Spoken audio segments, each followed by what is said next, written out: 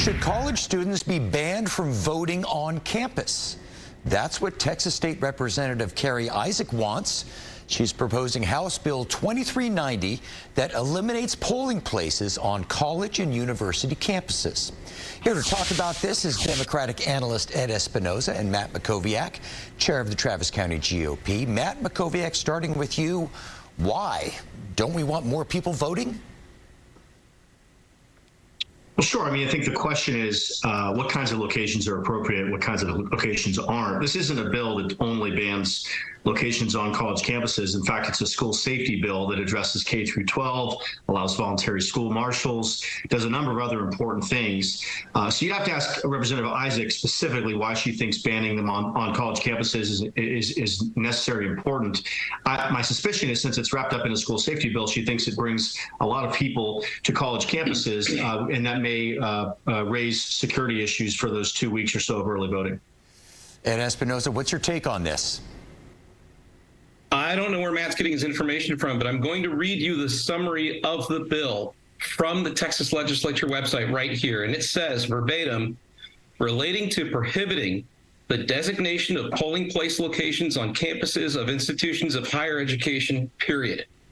There's nothing about school safety there. So I don't understand why she would be targeting schools when she has Texas State either in her district or in the immediate vicinity of her district with thousands of students and employees, more than 7,000 students, probably 10,000 altogether when you include employees and other people around the university.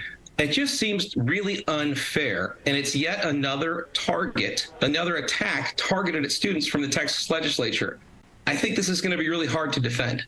Yeah, Matt Mackowiak, I mean, people will argue all day long whether this is voter suppression, but the bill will definitely make it more inconvenient for a lot of college students to go out and vote. What do you say to that? Is this just political?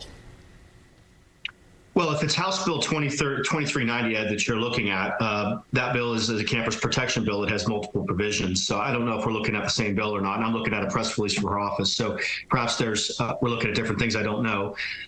Look, I do think one of the issues on college campuses, and Ed, correct me if I'm wrong on this, I don't know if they allow school IDs to be used to vote.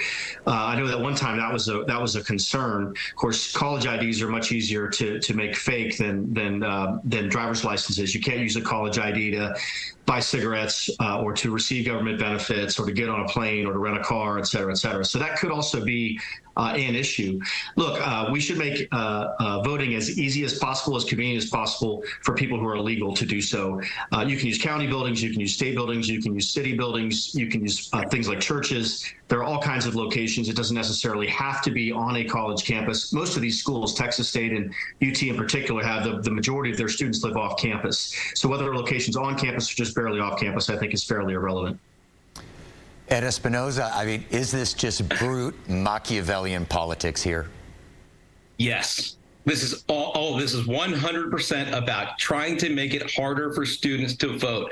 Matt, it doesn't matter where the polling location is, whether it's on campus or off campus. What matters is whether or not it's easier for students to vote. And by writing a bill that says there can be no polling places on campuses, that is only intended to be a barrier. It doesn't matter about student IDs. If a student ID is not valid on campus, it's not going to be valid off campus. So that's a moot point. By the way, the members of the legislature have proposed making state schools use state IDs for voter IDs so that they can have valid IDs for things like voting, and the legislature wouldn't have it.